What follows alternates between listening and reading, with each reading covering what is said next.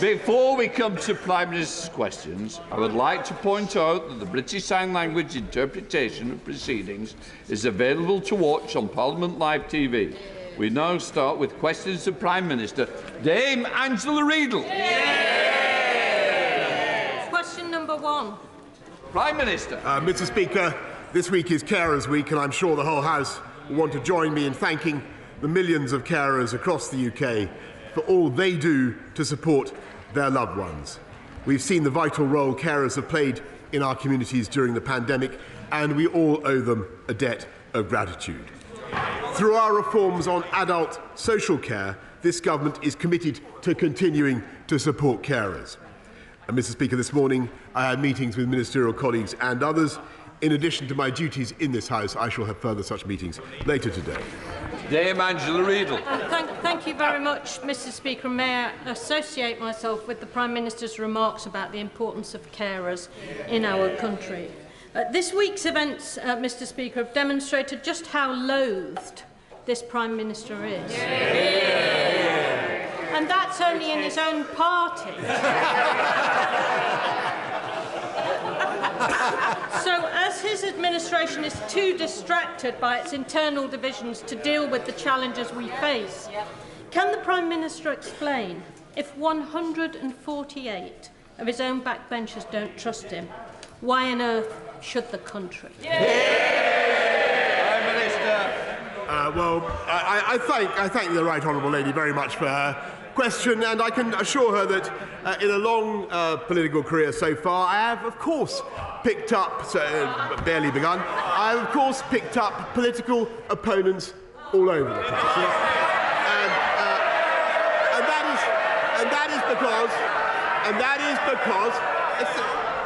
And that is because this government has done some very big and very remarkable things which they did not necessarily approve of. And what I want her to know is that absolutely nothing and no one, least of all her, is going to stop us with getting on for delivering Andrew Mitchell. Thank you, Mr. Speaker. The whole House will unite behind the Prime Minister on his determination to hold Ukrainian war criminals to account. But is he aware that there are 5 alleged Rwandan war crimes perpetrators living freely in the UK who have been doing so now for 16 years and have neither been extradited nor put before the British courts under our existing laws?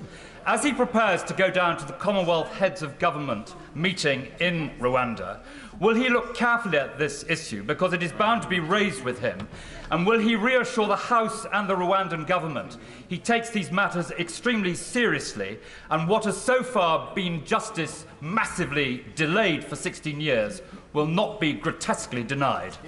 Prime Minister. I thank my right honourable friend for his question, and he raises an issue on which the UK has campaigned for a long time, and no country is more committed than we are to bringing war criminals to justice. I know that my right honourable friend, the Deputy Prime Minister, has raised the subject recently with the International Criminal Court. However, as he knows, and I will certainly, of course, study the case and take it up as appropriately, it is the subject of an ongoing investigation. It would not be appropriate for me to comment on it further. We now come to the Leader of the Opposition, Keir Starmer. Thank you, Mr. Speaker. I couldn't make out whether that introductory noise was cheers or boos.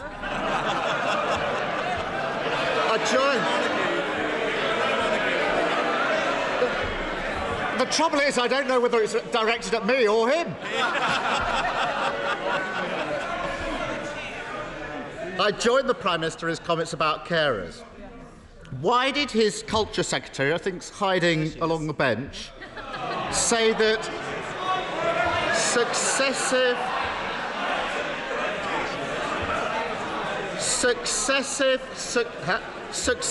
Conservative governments left our health service wanting and inadequate when the pandemic hit? Mr. Speaker, everybody knows that when the pandemic hit, it was an entirely novel It was an entirely novel virus for which the whole world was unprepared. And nobody at that stage, nobody knew how to test for it. Nobody knew what the right quarantine rules should be, Mr. Speaker. But as it happened, the UK government and our amazing NHS, produced, not only approved the first vaccine anywhere in the world. We were the first to get it into anybody's arms, Mr. Speaker, and we had the fastest rollout anywhere in Europe, none of which would have been possible if we'd listened to him. I think the Prime Minister just agreed with the Culture Secretary. Perhaps she said it. They didn't deny it. Perhaps she said it because it's true. Yeah, exactly. It starts with GPs. People were unhappy with the service they were getting before the pandemic. Not enough GPs. Too hard to get an appointment. That's why he promised 6,000 new GPs. But his Health Secretary admits he won't keep that promise. Yeah. Nope. Despite the hard work of doctors, people can't see a GP in person. They're unhappier than ever with GP services. If GP provision was wanting and inadequate before the pandemic, what is it now? Prime Minister. Mr. Speaker, I'm afraid he's simply wrong, because he's wrong about what we're doing. And of course, we've got to clear the COVID backlogs, and everybody understands that. Everybody understands the pressure that the NHS is under. But they are responding magnificently, and I can tell him that thanks to the investments that this government has put in, we now have 4,300 more doctors. We have record numbers. We have record numbers in training. To the best of my, we have 11,800 more nurses this year than last year, Mr. Speaker, and 72,000 in training. And that is because of the investment that we put in, which was opposed by the party opposite. And the only reason we were able to make that investment, Mr. Speaker, is because we have a strong and robust economy, thanks to the decisions we took. Mr. Speaker, of course he talks big, but I've got a letter here to the Prime Minister from the honourable member from Hereford and South Herefordshire. He said, this is you, Prime Minister, under you the government seems to lack a sense of mission. Yeah. It has a large majority but no long-term plan. Yeah. Mr. Speaker, the Prime Minister's Big Plan Act is so tired that even once loyal MPs don't believe him. Yeah. And it's not just waiting for a GP, it's waiting for all NHS treatment. Yeah. Take cancer. For over a decade, waiting times for cancer care have been going up. His solution was supposed to be diagnostic hubs. The Health Secretary has been on a victory lap this week. But here's the rub, Prime Minister. Since they were opened last year, 135,000 extra people are now waiting for scans and tests. Can he think of a better way to describe soaring cancer waiting lists than wanting and inadequate? Mr. Speaker, it is entirely right after the pandemic that people are now coming forward to get their cancer tests, and we have actively encouraged that, and that is the right thing for people to do.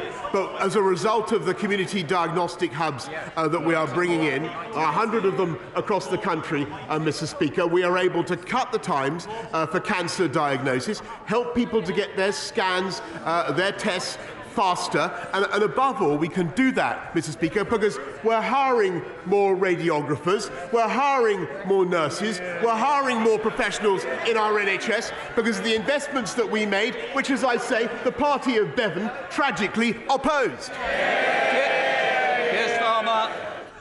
Mr. Speaker, the problem is the cancer rates have been going up for 10 years, and they're even higher now. So blaming the pandemic just won't wash.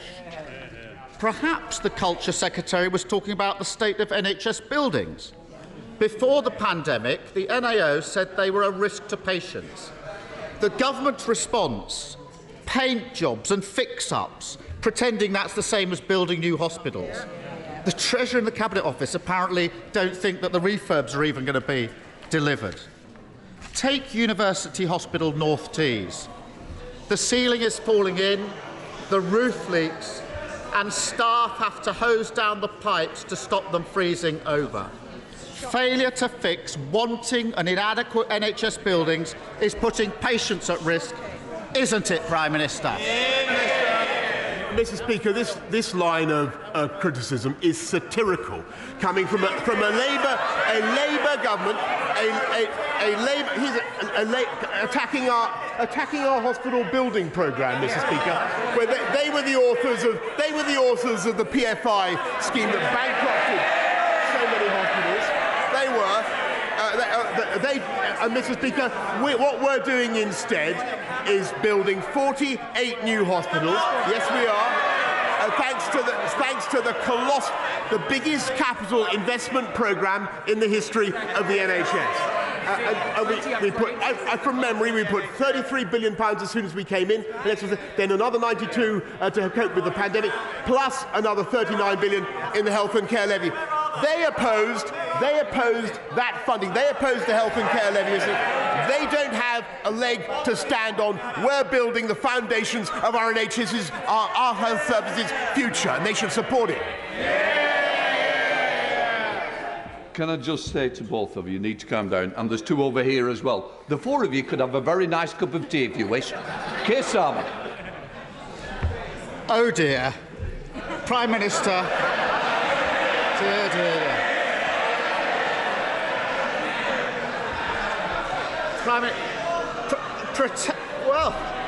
Pretending. Mr. Speaker, pretending no rules were broken. Prime Minister, he chunters on. Pretending no rules were broken didn't work. Pretending the economy is booming didn't work. And pretending to build 40 new hospitals won't work either. They want him to change, but he can't. As always with this Prime Minister, when he's falling short, he just changes the rules and lowers the bar. In March, he proposed changing the NHS contract. He wants to double the length of time patients can be made to wait for surgery, from 1 year to 2 years. On top of that, he scrapped zero tolerance of 12-hour waits at A&E. 24 hours at A&E used to be a TV programme. Now it's his policy. Well, it's Health Week. And he's telling all of them. Order!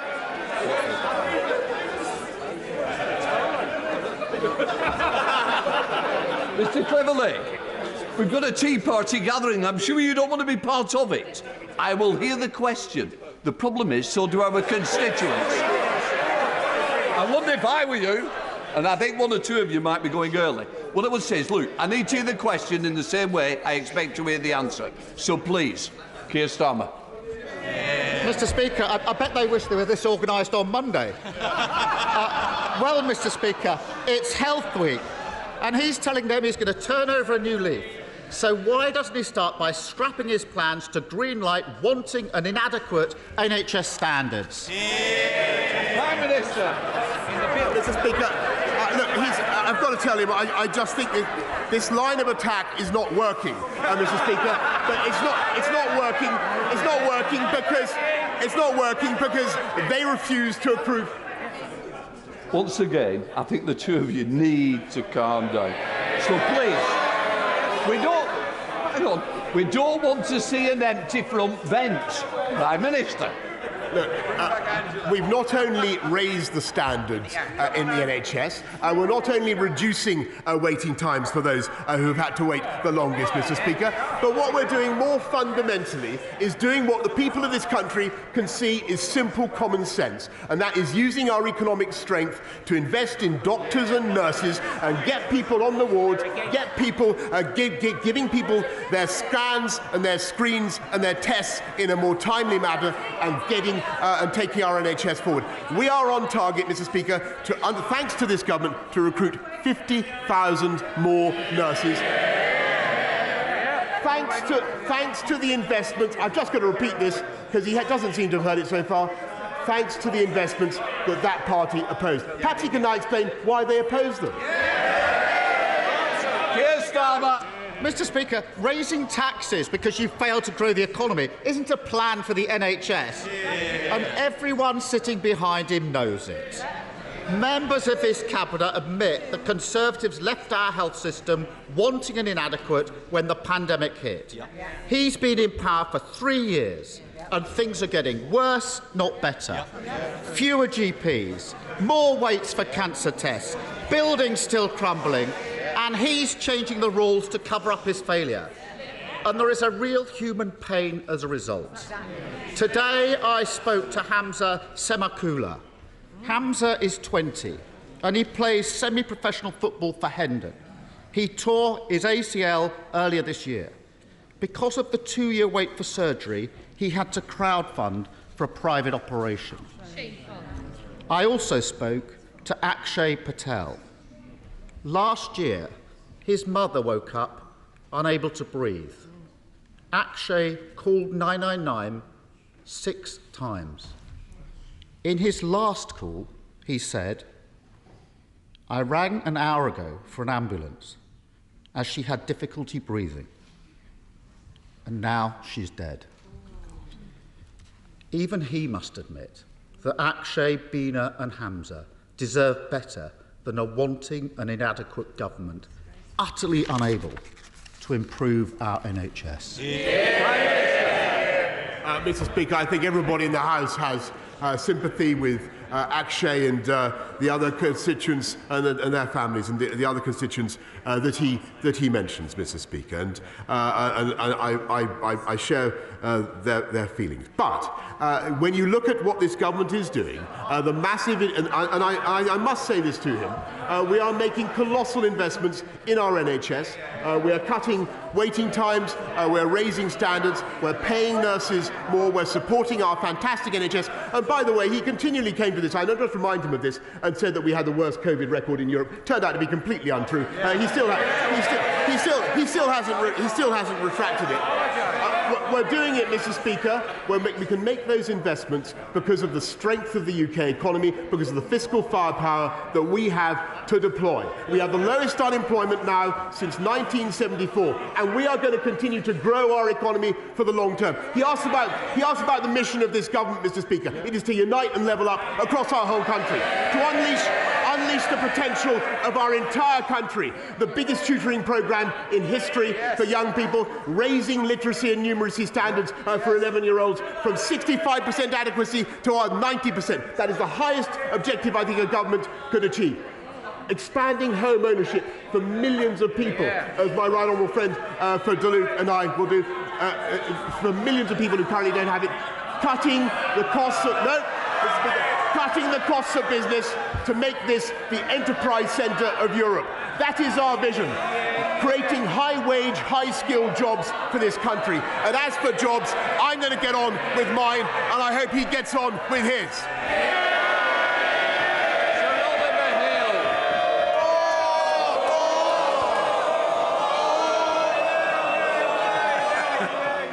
But I didn't know you were so popular. Come on.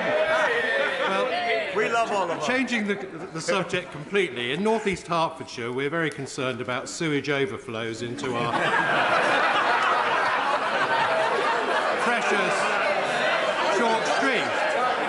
And this is damaging to the flora and fauna and also restricts the use of these precious streams for leisure.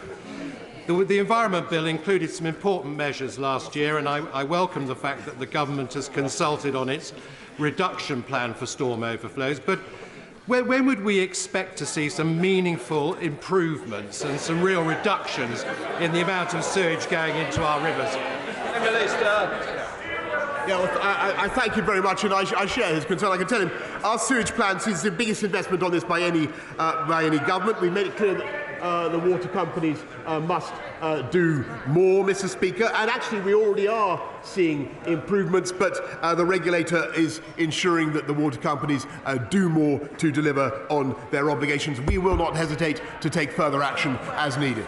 We now come to the Leader of the SNP, Ian Blackford. Thank you, Mr Speaker. Can I associate myself with the remarks of the Prime Minister and the Leader of the Opposition in supporting our carers?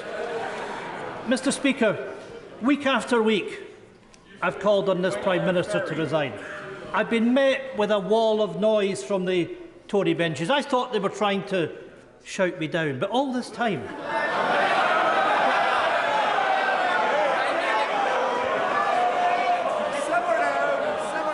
This time, Mr Speaker, it turns out that 41% of them have been cheering me on. Because, Mr Speaker, let's be clear, at least the numbers don't lie. 41% of his own MPs have no confidence in him. 66 of MPs across the House don't support him, and 97% of Scottish MPs want the Minister for the Union shown the door. Lame duck Prime Minister presiding over a divided party in a disunited kingdom.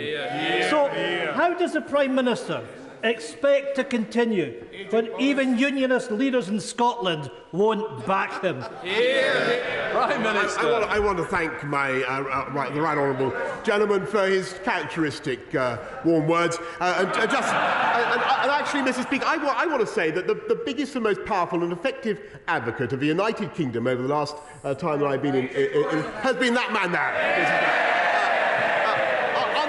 I don't know how long he's going to last here as leader of the SNP, the Scottish Assembly. Long may he rest in place, Mr Speaker. He is the Araldite that's keeping our kingdom together. I thank him for what he's doing. Blackford. Well, I can say to the Prime Minister... I can say to the Prime Minister that I'll be standing shoulder to shoulder with our First Minister as we take our country to independence. Mr Speaker, the Prime Minister is acting like Monty Python's Black Knight, running around declaring it's just a flesh wound. And no amount of delusion and denial will save the Prime Minister from the truth. This story won't go away until he goes away. For once in his life, he needs to wake up to reality. Prime Minister, it's over. It's done. The Prime Minister has no options left, but Scotland does. Scotland has the choice of an independent future. Because it's not just the Prime Minister that we have zero confidence in. It's the broken Westminster system that puts a man like him in power. Exactly. Can he tell us, can the Prime Minister tell us how it is democratic that Scotland is stuck with a Prime Minister we don't trust, a Conservative party we don't support, and Tory governments we haven't voted for since 1955? Prime Minister. Mr Speaker, we had a referendum, as I've told the House before, in 2014. I think he should respect the mandate of the people. And he keeps saying that he wants his independence for his country. Our country is independent, Mr Speaker. Our country is independent. Then he tried 48 times to reverse it, the leader of the opposition. And the only way that independence would ever be reversed is if we had the disaster, Mr Speaker, of a Labour SNP coalition to take us back into the EU. Esther McVeigh. Thank you, Mr Speaker. Earlier this week, the Prime Minister said, you cannot spend your way out of inflation, you cannot tax your way into growth, we will cut the cost of government. Here, I completely agree. So can I suggest a strong start that he scraps the inflated white elephant that is HS2, saving the government tens of billions of pounds from a budget that is spiralling out of control? Prime Minister. I thank my right honourable friend. in case you missed what else I said, we're cutting taxes, Mr. Speaker, for everybody who pays national insurance contributions by an average of £330, Mr. Speaker, just next month. And as for HS2, actually what it will do is deliver long-term growth and prosperity for the whole of the country, uniting and levelling up, deliver more revenues and put us in a better position to cut taxes in the future. Colin Eastwell. Speaker, today we hear reports that the Prime Minister refused to consult the First Treasury Council on his plans to rip up the protocol. Now, I know this question might be a bit redundant given he might not be around very much longer. But given the Prime Minister's record of casual law breaking, will he give a commitment to the people of Northern Ireland that he will not break international law anytime soon? Prime Minister. Mr. Speaker, I can tell him that the reports that he's seen this morning are not correct, and what I can also tell him is that the most important commitment that I think everybody in this House has made is to the balance and symmetry of the Belfast Good Friday Agreement. That is our highest legal international priority, and that is what we must deliver. Dr. James Davis. Thank you, Mr. Speaker. The North Wales Mainline Railway has seen little investment for over a century. In practice, this means that jobs at Manchester Airport are poorly accessible to many of my constituents with a 2-hour commute, whereas a similar journey in the southeast of the country would be just 45 minutes.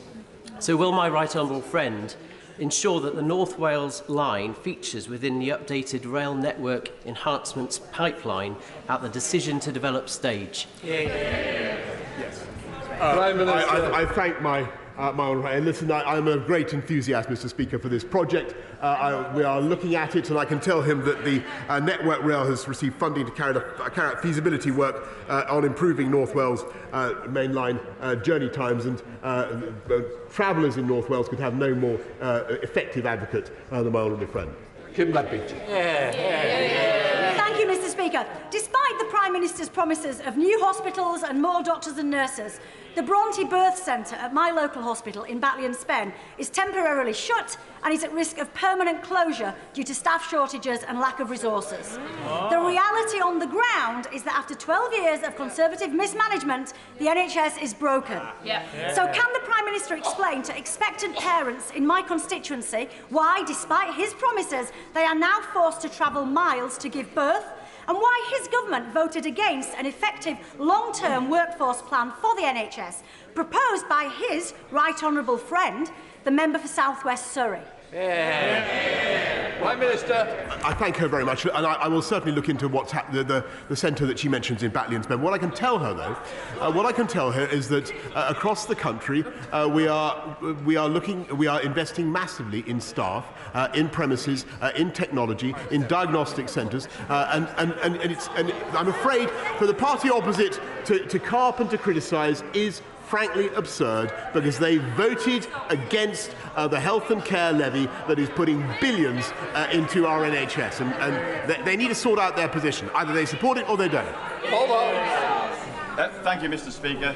Would my right honourable friend join me in complimenting Bradford on becoming the City of Culture in 2025? Could he also praise the team from Durham, who gave a fantastic representation of what County Durham had to offer? Bradford must really be extraordinary to have beaten us. In 2025, Durham will also celebrate the bicentennial of the Stockton to Darlington Passenger Railway, which will of course distract people from Bradford.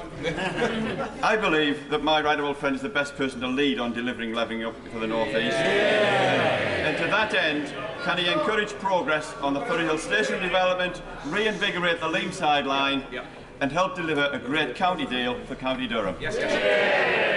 I thank my honourable friend, and he and I have campaigned on it. I've been following his campaign on this for a long time, Mr. Speaker. I'm told that the Department of Transport is currently reviewing the business case for exactly what he has just requested. We're putting the funding in, Mr. Speaker, unlike anything the party opposite ever could have delivered. Richard Thompson. Thank you, Mr. Speaker. In Monday's confidence vote, the Prime Minister secured the support of just 2 out of Scotland's 59 MPs. That means out of the massed ranks of his Scottish Conservative colleagues, he got as much support as there are pandas in Edinburgh Zoo. The Prime Minister is an intelligent man. He must know that position's untenable.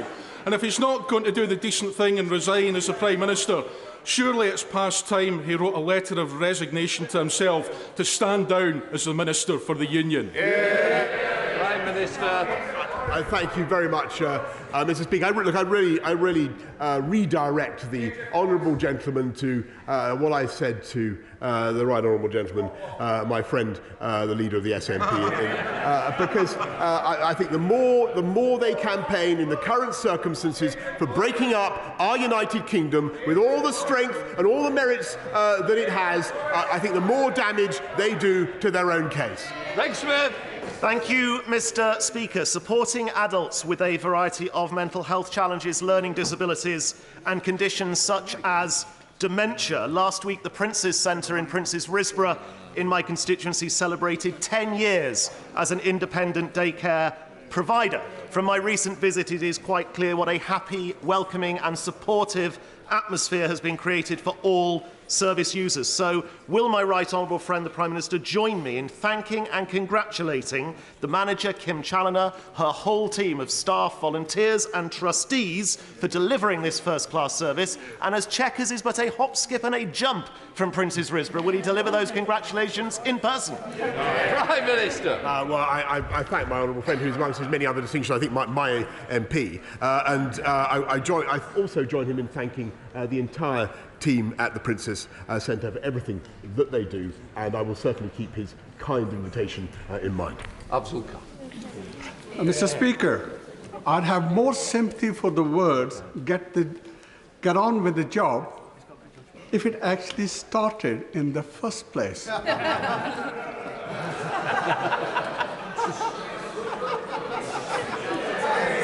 2 weeks ago, the Prime Minister told the House, to the best of my knowledge, everybody is getting their passport within 4 to 6 weeks.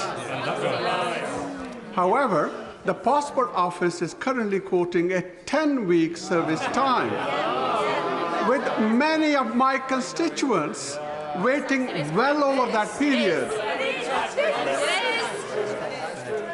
Cancelled summer trips could cost families over £1 billion. Does the Prime Minister accept that the Passport Office backlog is placing additional pressure on families already struggling with the cost of living crisis? Actually, Mr. Speaker, what we're doing is 91% are getting their passport within 6 weeks, I can tell him, Mr. Speaker.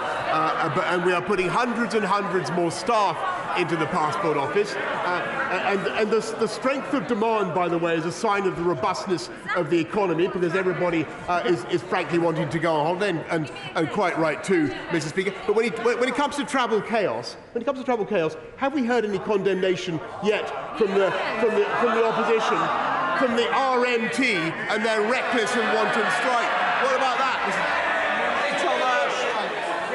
Thank you, Mr. Speaker. As my right honourable friend knows, Rochester and Stroud is facing unrealistic housing targets, putting pressure on the council to bring forward a local plan that will close successful working docks and the loss of beloved open spaces such as Deangate Ridge, all in the name of meeting an arbitrary target. Can my right honourable friend assure my constituents who are facing this level of overdevelopment that there will be greater flexibility on housing numbers so that the council can produce a local plan that delivers the appropriate housing but protects important sites like these? Prime Minister. I thank my honourable friend, and she speaks, I know, for colleagues up and down the country. We want to make sure that councils are able to build in the right place and sensitively to local needs, and that is what we insist on. But I just want to make it one thing absolutely clear. Part of the merit, the genius of levelling up, Mr. Speaker, is that it will encourage us to take some of the pressure, some of the heat out of the southeast of England, which has been overburdened for decades, and we can do it. Philip Sadiq. Thank you, Mr. Speaker. My constituent Mark is trying to sponsor 2 sisters from Ukraine to come to the UK. These 2 sisters were housed in dangerous temporary accommodation in Montenegro for several weeks, while the UK Home Office refused to process the application of the youngest sister because she's 13 and travelling without her parents, even though she had her 18-year-old sister with her. The 18-year-old sister is now in London, and the 13-year-old sister has been sent back to her hometown in Ukraine, which is under siege. Can I ask the Prime Minister, can he tell me, hand on heart, does he think sending vulnerable children back to a war zone is the right policy? Prime Minister. Well, Mr. Speaker, of course I understand her indignation about the case that she mentions, and I know that my right honourable friend the Home Secretary will be looking into it. But I have to say, I do think the record of this country in processing so far, I think well over 120,000 visas for Ukrainians is very creditable. I thank all the staff who've been involved in that effort. Mr. Speaker, my right friend will remember that in March I asked him about increased research funding for aortic dissection as called for by the Aortic Dissection Charitable Trust. Will the Prime Minister update me on the progress with this? Will he also recognise the immense value of the patient awareness videos that have been produced by TADCT featuring Whispering Bob Harris, survivors, relatives of patients, to help those going through this awful condition for the first time? Prime Minister.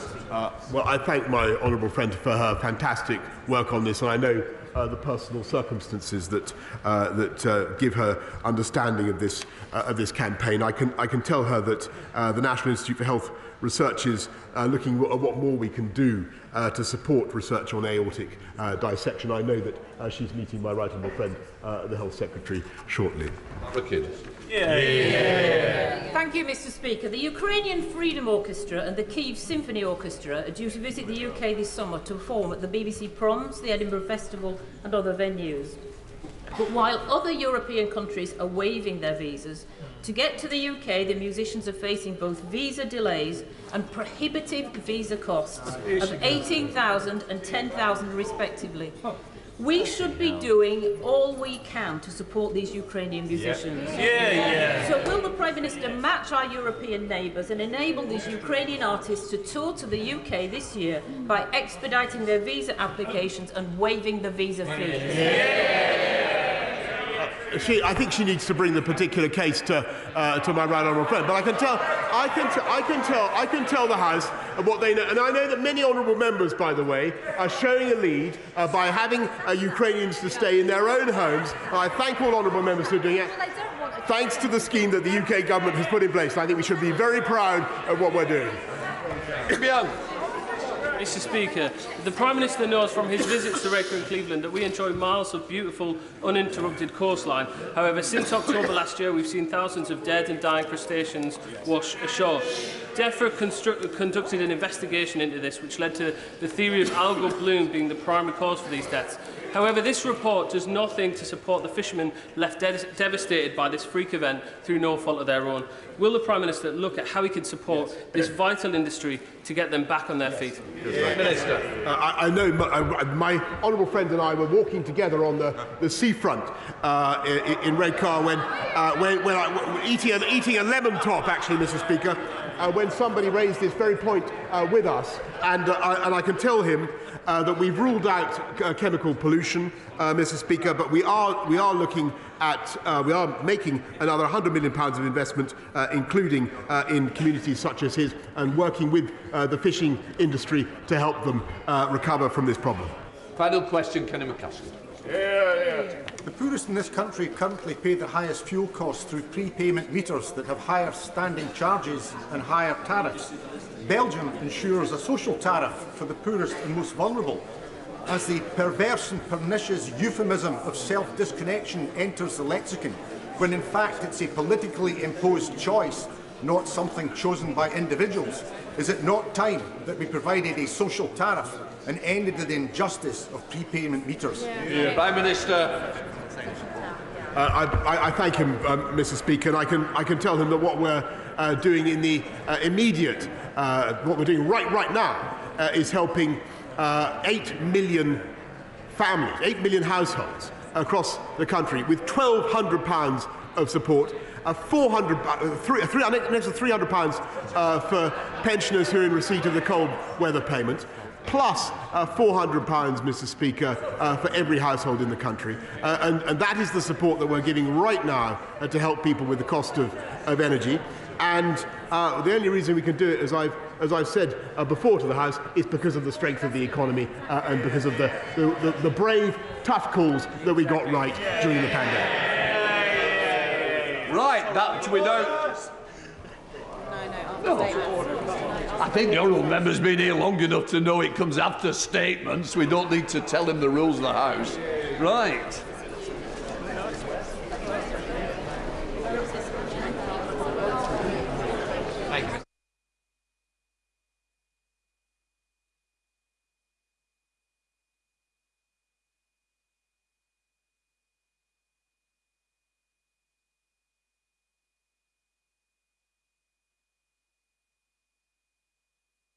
Right, let us move on to the statement. I call the Secretary of State for Health, Sajid Javid. Yeah, Mr. Speaker, with permission, I'd like to make a statement on the independent leadership review of health and social care. This is an important report that comes at a critical time. This government is embarking on a huge programme of reform to tackle the COVID backlogs, to improve people's experience of the NHS and social care, and to place this system on a sustainable footing for the future. But we cannot seize this opportunity and deliver the change that is so urgently needed without the best possible health and care leadership in place. Because great leaders create successful teams, and successful teams get better results. So a focus on strong and consistent leadership at all levels, not just on those who have the word leader in their job title. This will help us in our mission to transform health and care and to level up disparities and patient experiences. This review, which I've deposited in the libraries of both houses, was tasked with proposing how to deliver a radical improvement in health and social care in the leadership that is across the United Kingdom, across England. It sets out a once-in-a-generation shake-up of management, leadership and training, as well as how we can make sure that health and care is a welcoming environment for people from all backgrounds. It's free from bullying, harassment and discrimination. So, Mr. Speaker, the review was led by General Sir Gordon Messenger, former Vice Chief of the Defence Staff, and by Dame Linda Pollard, the Chair of Leeds Teaching Hospitals NHS Trust. I'd like to thank them both for taking on this role and for providing their varied experience of leadership along with everyone else in their review team who has contributed to this important review. Before I turn to the recommendations of this review, I'd like to update the House on its findings. The review found that although there are many examples of inspirational leadership within health and social care, from ward to the board, these qualities are not universal. And I quote from the report, I quote, "There has developed over time an institutional inadequacy in the way that leadership and management is trained, developed and valued. As a result, careers in management aren't viewed with the same respect and prestige as clinical careers." The review also found too many reports to ignore, that was quoted in the report, of poor behaviour, and that the acceptance of bad behaviours like discrimination, bullying and responsibility avoidance has become, and I quote again, almost normalised in certain parts of the system. We must only accept the highest possible standards, the highest standards in health and care, where failures in culture and leadership can be making the difference between life or death. So we must do everything we can in our power to share and promote brilliant, innovative management and to act firmly where standards do fall short. This means culture change from the top of the system to the front line, and the review identifies a number of areas where improvement is needed.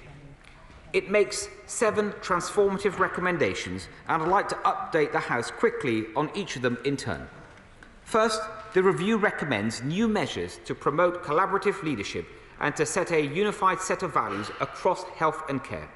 This includes a new national entry-level induction for new joiners to health and care and a new national mid-career programme for managers. Second, the review recommends that we should agree and set uniform standards for equal opportunities and for fairness, with more training to ensure that the very best leadership approaches become ingrained, and that the CQC must support this work by measuring progress through regular assessments. Mr. Speaker, this doesn't mean more people working in diversity, but fewer.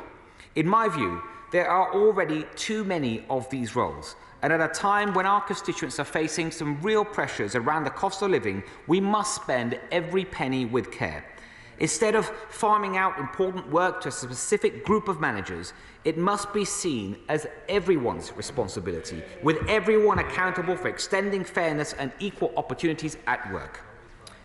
Third, the review recommends a single set of unified leadership and management standards for NHS managers. These standards would apply to everyone, including those who work part-time and flexibly, with a curriculum of training and development to help people to meet them. This is well overdue modernisation, and completing this training should be a prerequisite to advance to more senior roles. Fourth, the review recommends a more simplified, standardised appraisal system for the NHS, moving away from variation in how performance and career aspirations are managed towards a more consistent system that takes into account how people have behaved, not just what they have achieved. Fifth, the review identifies a lack of structure around careers in NHS management. It proposes a new career and talent management function for managers at a regional level, to oversee and support careers in NHS management and to provide clear routes to promotion along with training and development. Sixth, the review recommends that the recruitment and development of non-executive directors needs to be given greater priority due to their vital role in providing scrutiny and assurance. It proposes an expanded specialist appointments team in the NHS tasked with encouraging a diverse talent of pipeline talent. And finally, there is currently little or no incentive for leaders and managers to move into the most challenging roles, as the barriers are often seen as simply too high. But I want leaders in the NHS to seek out those roles and not shy away from them. It is essential that we address this and get great leaders into the areas that feel left behind. The review proposes an improved offer with stronger support and incentives to recruit top talent into these positions. Mr. Speaker, these are comprehensive, common-sense recommendations, and we will be accepting them in full. The recommendations have been welcomed by groups that represent people who work throughout the NHS, including the NHS Confederation and NHS providers. By taking this review forward, we can finally bring how we do health and care leadership into the 21st century. So we have the kind of leadership that patients and staff deserve right across the country, and we make sure that some of our country's most cherished institutions can thrive in the years that lie ahead. I commend this statement to the House. I now call the Shadow Secretary of State, Wes Streeting. Thank you, Mr. Speaker. Well, the Secretary of State's picked quite the week to talk about standards in leadership, but I do want to say a huge thanks to NHS staff and leaders for the work they are doing against the most extraordinarily difficult backdrop. And I also want to thank General Sir Gordon Messenger and Dame Linda Pollard for carrying out this review. The 7 recommendations of the review are sensible, and I'm pleased the Secretary of State has already committed to implementing them. So as this is a rare example of decisiveness from the Health Secretary, can he tell us when he intends to publish his implementation plan? All too often, senior leadership of the NHS is in a place where it still doesn't represent the diversity of the population it serves. So instead of throwing red meat to his own backbenchers for reasons I think will probably be obvious to everyone, I'd like to hear how in particular he intends to ensure that equality, diversity and inclusion will be improved so we get the best leaders incentivised into the most challenging roles and able to provide inclusive healthcare for the breadth of diversity of our great country. And can he explain why this review has not covered leadership in primary care or social care in any detail? Surely this is a missed opportunity. And let's face it, Mr. Speaker, while he's trying to dress this up as the biggest shake-up in history, I'm not sure that giving staff an induction upon joining the NHS is a revolutionary development, and it hardly meets the scale of the challenge, because the NHS faces the biggest crisis in its history. Yeah. NHS staff are in a system under pressure like never before, and there are simply not enough of them. There are currently 106,000 vacancies across the NHS, and staff are leaving in droves. In some specialties, like midwifery, they're leaving faster than we can recruit them. Yeah. So I don't know how he expects NHS managers to demonstrate good leadership and deliver the best outcomes for patients when there aren't enough staff to lead. And for an organisation the size of the NHS not to have a plan for its workforce, one of the biggest employers in the world, is unbelievably negligent. What's the NHS meant to do until he eventually delivers his long-term workforce strategy, which he's been promising for some time? And how are managers meant to lead effectively when instead of thinking about patient care as their primary driver, they become buildings and facilities managers because the ceilings are falling in? And the only place that more than 40 new hospitals really exist is in the Prime Minister's imagination. Yeah. He said we should accept only the highest standards in NHS management. Well, let me ask him about not the generalities, but the specifics. Last month, it was reported that the North East Ambulance Service bosses oversaw cover-ups of negligence, leaving around 90 families not knowing how their loved ones died. Right. He said yesterday he's still considering whether to launch a review. Is he seriously considering protecting managers who cover up bad practice instead of standing up for grieving families? Shocking. Staff in the North East were reportedly paid to sign gagging clauses. I understand attempts to get them to sign gagging clauses are still underway. So in a written question, I asked how many NDAs have been signed in the NHS since the government said they would be banned in 2014.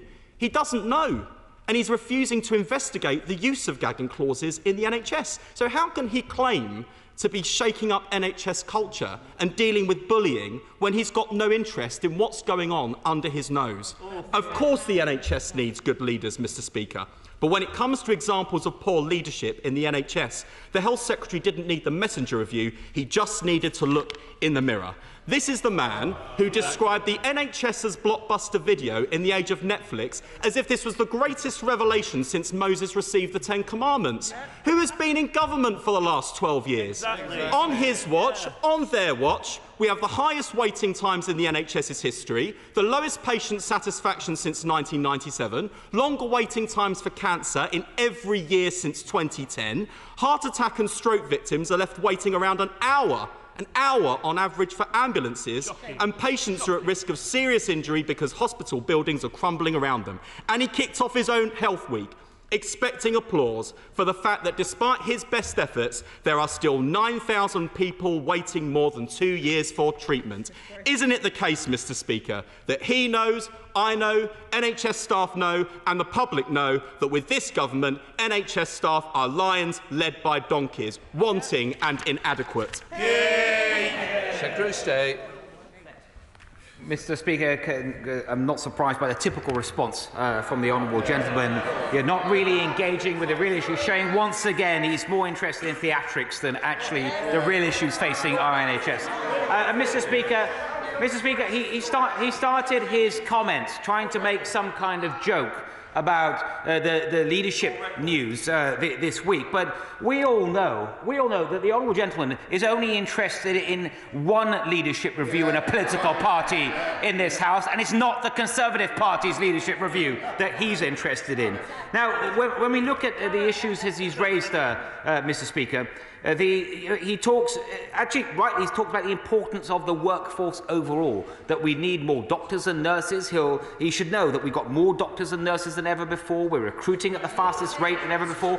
10,000 more nurses in the last year, over 4,000 more doctors in the last year, more in training than ever before. But he'll know to deal with these challenges, getting more workers, building those hospitals, which, by the way, all of those hospitals are on track. All of that requires proper funding, yet he and his party voted against the funding that the NHS needed to achieve that. And he also, again, he's actually right to talk about when things do go wrong in the NHS. Of course, they need to be properly investigated, as they were in Telford and Shropshire, and we learned about the terrible things that have been going on under successive governments in that trust, and when there is a need for other investigation, including independent ones like the one I've just asked for in Nottingham as well, that will be done.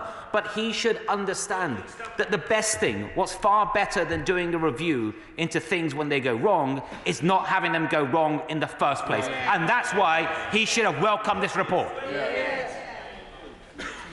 Theresa May. Thank you, Mr. Speaker. This is an important review. Can I just say to my right honourable friend that there have been regular radical changes in the management of the NHS throughout my 25 years in this House, so I suggest he proceeds with care in relation to this. Leadership of the NHS, which he rightly says is important. Good leadership is important, for example, to ensure that we can deal with the COVID backlogs, includes consultants. Too many experienced consultants are leaving the NHS because of problems with their pensions. So will my right honourable friend now commit to an urgent review into this issue, including looking at the changing the abatement scheme? Mr. Speaker, can I thank my right honourable friend for her comments, and I always listen very carefully to what she's got to say with her very important experience.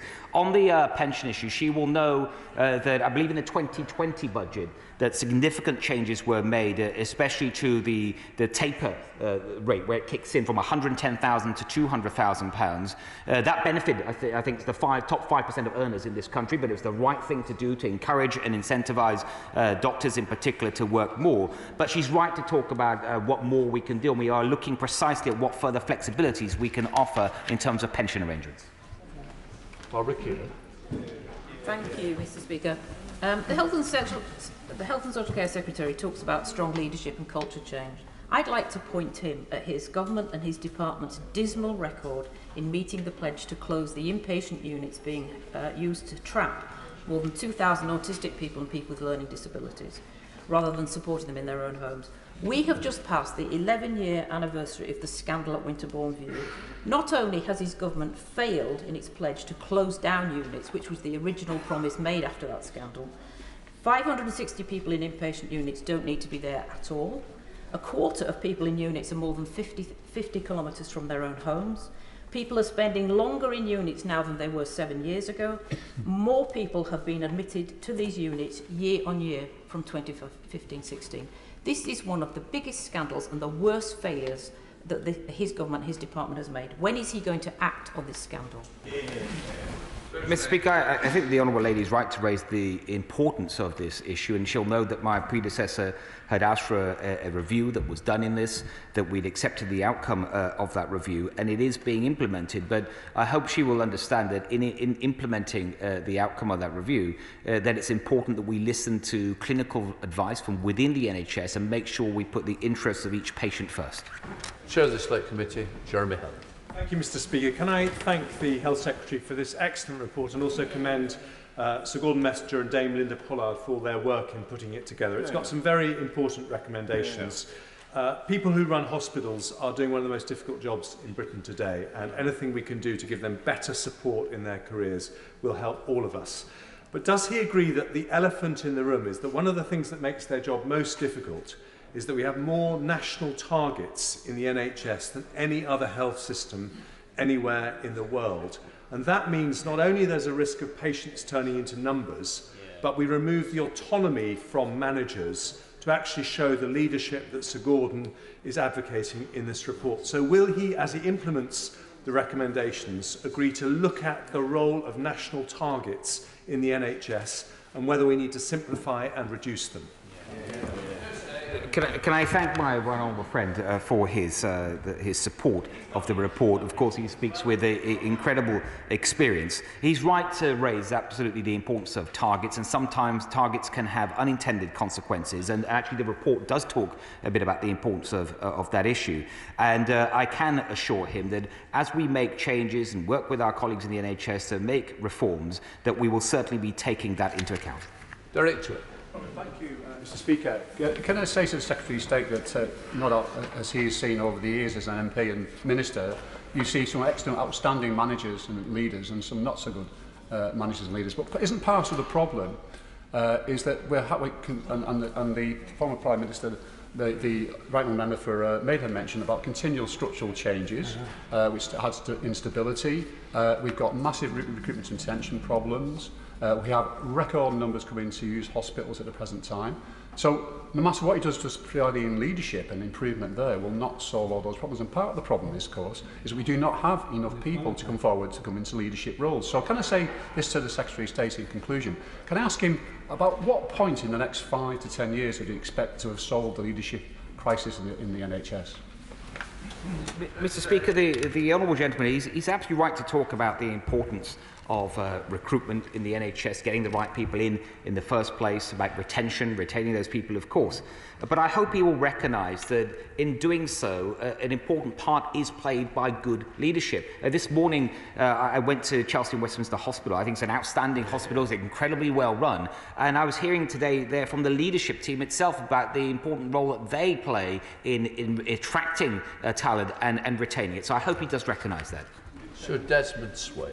Why is his departmental leadership advertising for a deputy director delivery for a COVID pass? What's that about? The honourable friend, my honourable friend, in asking that question, I believe the reason that the department is keeps that under review is that although the pass has stopped and there's absolutely no prospect, I can say, of ever it coming back into place, that it is right that when we wind this down and work on the digital resources, that all things that are necessary are looked at appropriately. Florence Etchelome. Thank you, Mr. Speaker. On Thursday, the 19th of May, Mr. Speaker, myself and a group of South London MPs met with South London nurses from the RNC. Secretary of State, they told us that they're tired. They told us that they're fed up. They told us that they are having to use food banks. They told us that they are seeing their salaries squeezed by the cost of living. They told us that they face bullying, intimidation, abuse at work. These were coming from staff members who work in our hospitals, including St Thomas's Hospital in my constituency, which I know that the Secretary of State has visited on many occasions. There's a big gap and omission around this leadership issue in social care, Secretary of State. Big retention, over 9,000 people in the vacancy rates. Is the Secretary of State clear, and does he have a plan to address that big omission in health and social care, including retaining those people that we need on the front line? Mr. Speaker, the short answer is yes, she's right to talk about the importance of nurses and retaining those, as well as recruiting more nurses. When it comes to nurses' pay, she'll know that we gave a 3% rise last year when there was a freeze for the workforce in the public sector generally, and this year we'll be listening carefully to what the independent recommendation is. Sir John Redford. How many directors and chief executives of health bodies are there in the NHS? And what performance requirements are built into their contracts, because we want them to deliver high-quality care with falling waiting times? Well, I couldn't give my right honourable friend the exact number that he's asked for, but what I can tell him, and I absolutely agree with him, is the latter part of his question, which is that we do want to see a massive improvement in appraisal and performance standards, and I'm sure when he gets to see the report in detail today, he'll be pleased by what he reads. Graham Morris. The Secretary of State said we must only accept the highest standards and act where standards fall short. My constituent, Paul Calvert, bravely exposed the North East Ambulance Service's management failures and indeed criminal negligence of cover-ups of patient deaths. Mr. Calvert, who gave me his permission to raise his case, I met with him in person last week, has been bullied, harassed, blackmailed, but he still refused to sign a non-disclosure agreement. They offered him £41,000 on condition of his silence in destroying the evidence he has of wrongdoing. Tomorrow, we anticipate his employment's going to be terminated. Mr. Calvert and grieving families want a public inquiry into the North East Ambulance Service. Does the Health Secretary agree? And will he outline how the Messenger Review will protect NHS whistleblowers like my constituent, Mr. Calvert? Mr. Speaker, and I thank the honourable gentleman for bringing that to my attention about the particular case of Mr. Calvert. My honourable friend, the Health Minister, has listened to that carefully as well. She is meeting with some of the families that have been affected by that very shortly, and Mr. Calvert was someone she would reach out directly to as well. It is right that I'm very concerned about what I've heard about this ambulance service, as the honourable gentleman, as I'm sure the whole House is. And I'm not satisfied with the review that has been done already. And I do think that we need a much broader, powerful review. And I will be having more to say on this very shortly. Mary Robinson. And I welcome this review and thank my right honourable friend for bringing this statement to the House. Good leadership is important because good leadership drives the culture within an organisation, and we can see that where there is bullying, harassment, and it is terrible to hear about the member opposite's the description there, but where there is that bullying and harassment in an organisation, it does come down to how the leadership is actually operating and the processes. Whistleblowers within organisations need to know that they can rely on the processes within the organisations. The National Guardians would be one, and the local guardians within the hospitals. But who do they go to as well?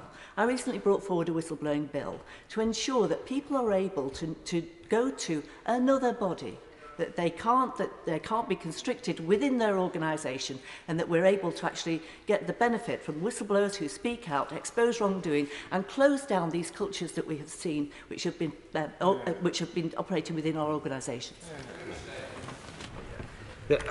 I think, Mr. Speaker, my honourable friend is absolutely right about the importance of people that are working, whether it's in NHS or care, that they feel that where they see wrongdoing, they see things that really concern them, they have a safe space to report that and to make sure it's properly looked after.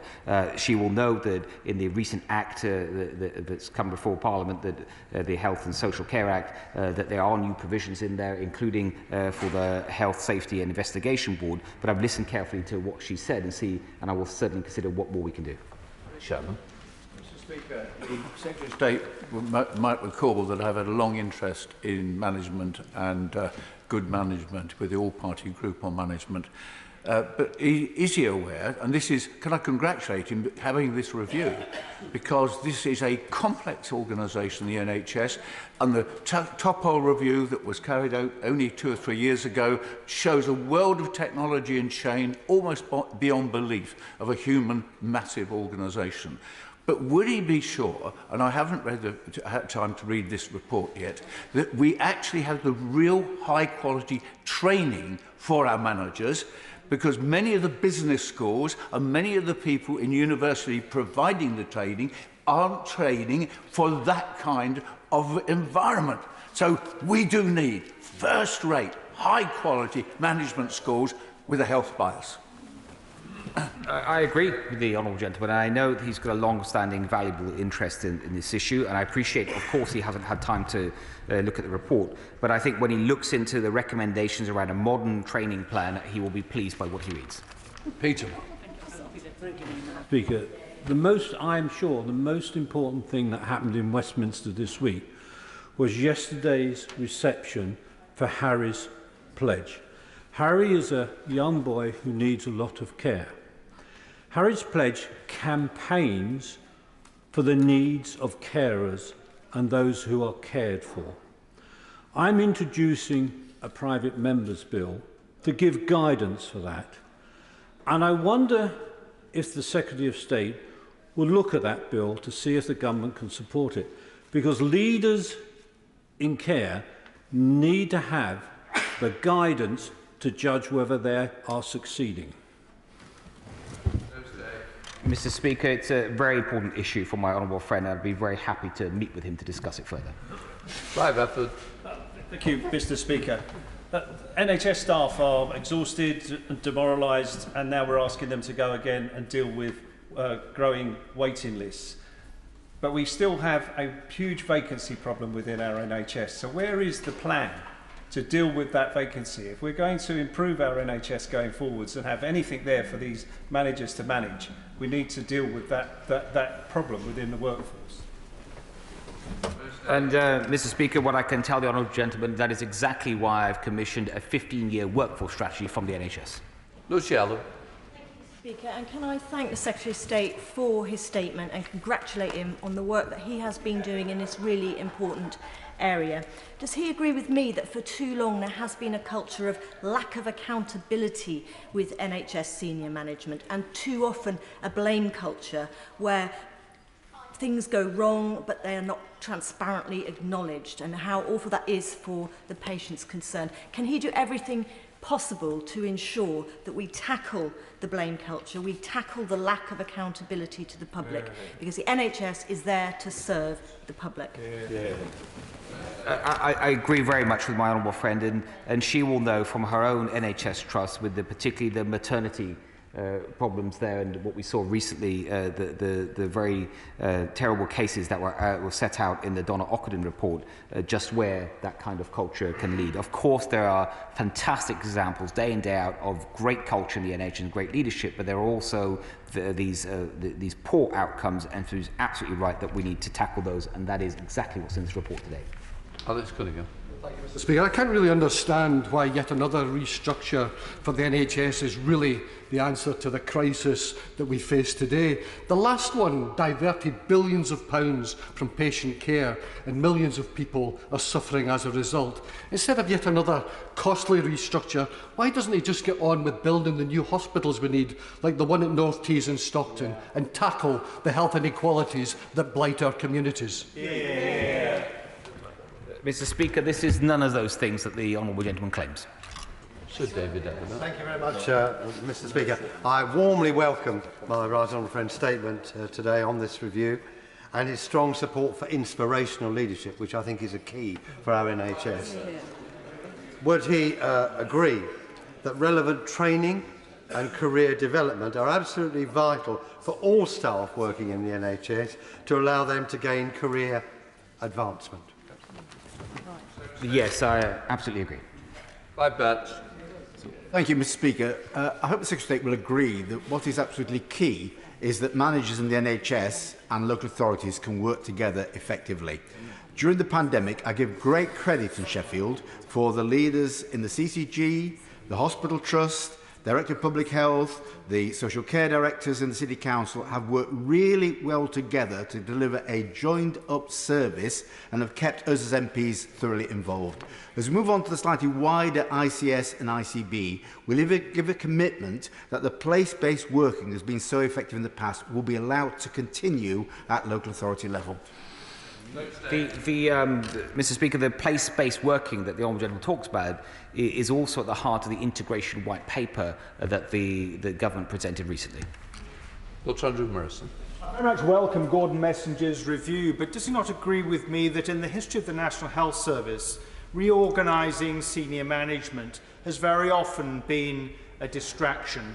And would he prioritise the area which will make a real change to health and care, and that is the interface between the two, and focus on career progression and development for care workers in particular, who hold the key to unblocking the awful problems that we have in both sectors? Mr. Speaker, I know my honourable friend speaks with experience, and I appreciate, of course, he wouldn't have had time to look at the report in detail yet, but I think when he does read it, he will find that this is precisely what he's just asked for. This is not a reorganisation. This is all about strengthening management, and it sets out in quite some detail how that can work. Nick. Thank you, Mr. Speaker. Can I agree with the Right Honourable Member for Maidenhead about NHS reorganisations? I once met a very senior and very able NHS manager who said they'd been through 14 restructures of the NHS and they quite like number 5. Mr. Speaker, it seems to me, can I ask the Secretary straight, how will this review better integrate ambulance services with their local hospitals to improve performance standards for local patients?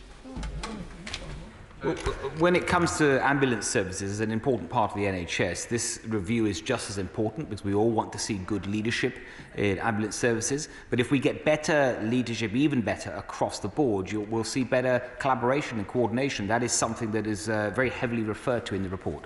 John Stevenson. Mr. Speaker, welcome this statement, and leadership is absolutely vital. It's something we don't talk enough about in this country, whether it be in the private sector or the public sector. In his statement at point 6, he references non-executive directors. Would you agree that we need to attract a more diverse set of non-executive directors, particularly with regards to their skill set as much as anything else? Yes, I do. Jim Shannon. Thank you, Mr. Speaker. Can I thank the Secretary of State very much for his statement and for the commitment to quality leadership within the NHS. That is, as he said himself, is so important. The review findings and recommendations are a method to deliver that improvement. Retention of staff is core to any improvement, the consultants, the GPs, the doctors, the nurses. So what has been done to retain staff and not lose them? And is it the intention of the Secretary of State to share the findings with regional administrations, in particular Northern Ireland Assembly, to provide betterment across all of the United Kingdom of Great Britain and Northern Ireland? Thank you. Well, the honourable gentleman will know that the review specifically looked at the NHS and care in England, but I do think there are important lessons here that can be drawn by, for example, the health service in Northern Ireland. On the issue of retaining staff, there are many initiatives the NHS is doing to improve that, but I hope the honourable gentleman would agree with me that one key way to retain staff is to make sure you have good leadership and good managers. James Wilde. Thank you very much, Mr. Speaker. The review underlines how vital leadership is to drive change and improvements in care. And I want to put on record my thanks to the Chief Executive and the Board of the Queen Elizabeth Hospital Trust in King's Lynn, who've taken that hospital out of special measures thanks to the hard work of the staff. But as he knows, to continue to improve care, to retain and recruit staff, there's a pressing need for a new hospital at the QEH. So can I urge my right honourable friend to make an announcement on the new hospitals programme and to back QEH's bid? I've heard my honourable friend very carefully, and he never misses an opportunity, rightly, to make sure that he's made the case for his local hospital. And as I say, I've heard him carefully. I'm happy to meet with him to discuss it. Stephen Hammond. Thank you, Mr. Speaker. Can I thank my right honourable friend for his statement and for the report? Recommendation 4 talks about a standardisation of appraisal. Would he agree with me, therefore, that cutting out variation in performance is key, and therefore will he confirm that the recommendations from Tim Briggs' Girth report will be embedded in that standardisation procedure? Yes, I do agree with my honourable friend, and as he said, that this recommendation, like all of them, is particularly of importance about the consistency, having that standard appraisal system, which remarkably doesn't exist at the moment. But I do very much agree with the emphasis he's put on this. Mr. Graham. Mr. Speaker, the focus that the Health Secretary is giving to leadership management and training has to be absolutely right, because we all know that whether it's a CQC report on a hospital or an Ofsted report on a school, one of the key differences between adequate and outstanding is the quality of leadership. So all credit for focusing on that, and I think all of us would benefit from understanding what are the key characteristics of hospitals whose internal staff surveys show strongly positive morale, because that's often a key leading indicator too. Could my right honourable friend just say a word or two about the point raised by the honourable member for Easington? The report and what has come out of the North East Ambulance Service, I think, is truly shocking and does highlight what I think Sir Gordon Messenger called a need for a change of culture. How can we encourage all our NHS trusts to be absolutely open and transparent about what has gone wrong so that we don't have future scandals like this? Mr. Speaker, my honourable friend will see when he's had the opportunity to read the report before. It does rightly talk about the importance of that particular issue, making sure that people within the NHS and care, for that matter, feel comfortable in coming forward when they see wrongdoing, so that we can act much more quickly. So that's why we'll be implementing all these recommendations. As with regard to North East Ambulance Trust, I hope he heard what I said earlier about the need to look at that again very carefully. John Barrow. As a former chair of the All-Party Group on Cancer for 10 years, I very much welcome this review, but I put to him that at least part of the problem when it comes to waiting times and lists is the fact that only around half of all NHS staff are clinically trained. There is an imbalance there. And may I suggest to him that one of the things that could really help is to get, following my amendment, which he accepted, in the Health and Care Bill to get the NHS to focus on outcomes like one-year cancer survival rates as a means of encouraging earlier diagnosis, and less on processes which are very management heavy. Yes, I agree with my honourable friend. Thank you, Mr. Speaker. I thank the Health Secretary for this vitally important report at this critical time. But is the Secretary of State aware of reports circulating in the media that some NHS health information pages appear to have been desexed in their language about conditions affecting women? And is he, like me, very concerned about this, and will he look into it? My honourable friend won't be surprised to learn, I hope, that as the Health Secretary, I think that an individual's biological sex is incredibly important when you're trying to meet their health needs. So I have seen the reports. In fact, I have to tell you, I don't think they're just reports. I think actually, with respect to NHS website on ovarian cancer, I think it is actually the case that it has, as she put it, been desexed. That is not something that I agree with. I think that, of course, issues of gender rather than sex, and I distinguish, should be approached with compassion and sensitivity. But it is right when it comes to healthcare that where you have health issues that only impact people of a particular biological sex, ovarian cancer, prostate cancer, for example, that the health service recognises that. Jerome Bailey. I'm very concerned that the review found evidence of a blame culture and responsibility avoidance. We have to be clear that this culture is not just damaging, but it actually kills patients, because lessons are not learned from mistakes, but actively hidden. So what can we learn ourselves from the airline industry, who adopted a no-blame culture, and through that adoption dramatically reduced airline-related deaths? Mr. Speaker, it's precisely because of this important point raised by my honourable friend that when we had the recent bill before Parliament, now the Act, thanks to the will of this House, that we accepted the Safe Space Amendment. Duncan Baker. Speaker, I recognise the importance of leadership and reform of the NHS. Can we now show some leadership and reform, but in the area of NHS dentistry? It was the Labour government that wrecked NHS dentistry when they brought the contracts in, which have led to droves and droves of dentists that have left the profession. When we now have up and down the country and in North Norfolk, my constituents, who cannot see an NHS dentist, is it about time that we now reform these rotten contracts that the Labour Party brought in? Yes. I mean, my honourable friend is right. I mean, it is well known how the Labour government, came up with contracts with the British Dental Association that is leading to poor outcomes for millions of people across the country. We've already made some short-term changes. We're in the process right now of making some longer-term strategic changes that will create all the right incentives. A point of order, Nick Smith. Thank you, Mr. Speaker. Mr. Speaker, you'll remember that I recently challenged the Minister with an urgent question about the poor performance of the Passport Office. Now, a constituent who applied for a passport in February is due to travel next week. So, yesterday, after queuing up at Portcullis House, I found out that their extra paperwork has been stuck in the post room at Peterborough for 2 weeks and not taken forward.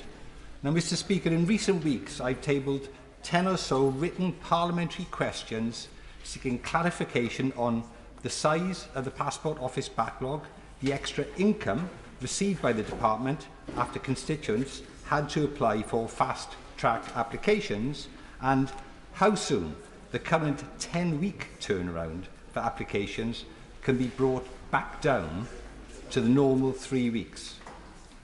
Mr. Speaker, my reasonable questions are being dodged. The government's incompetence is worrying for families.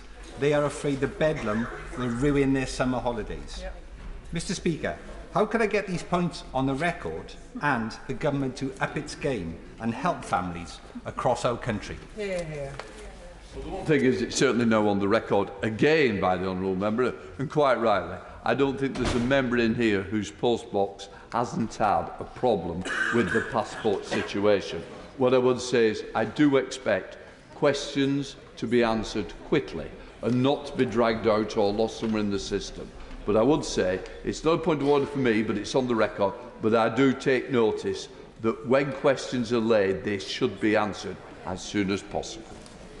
Right, as there's no further points of order, before I call the Minister to move the second reading, I wish to remind members of the House conventions, which have a large number of members seeking to participate today. Members will recall that if they participate in the debate, they should be present throughout the opening speeches and the wind-up speeches, be present for most of the debate, and as a minimum remain in the chamber for at least 2 speeches after their own. Also, while we appreciate that interventions are important, a part of our debate, if members intervene repeatedly, they are likely to find themselves being called late in the debate than might have otherwise been the case, so that we all respect and treat each other fairly in the best possible way. Secretary of State. Oh, Clerk. Michael, sorry, the Clerk's just going to read the orders. Levelling Up and Regeneration Bill, second reading. I now call the Minister to move.